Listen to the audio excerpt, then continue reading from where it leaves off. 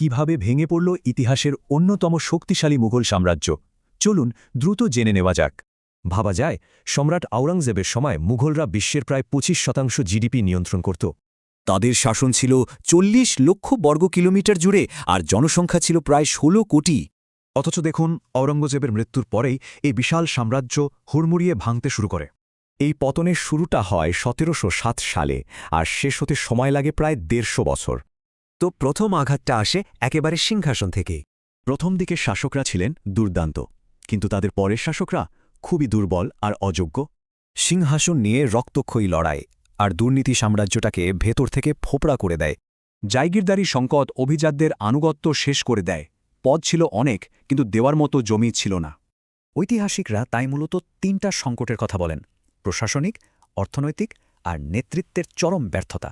আর রাজনৈতিক ভিত নড়ে যাওয়ায় মুঘলদের সামরিক শক্তিও কমতে শুরু করে এক সময়ের সেই অপ্রতিরোধ্য সেনাবাহিনী যেন একটা সশস্ত্র উচ্ছৃঙ্খল ভিড়ে পরিণত হয়।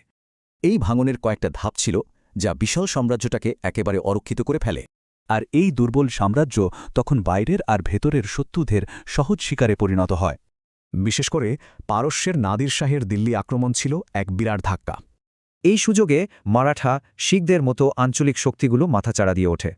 তাহলে বোঝা যাচ্ছে মুঘলদের পতনের পেছনে কোনো একটা মাত্র কারণ ছিল না।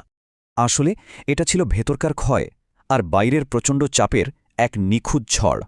এখান থেকেই প্রশ্নটা আসে, সব মহান সাম্রাজ্যের ভেতরেই কি তার ধ্বংসের বীজ লুকানো থাকে?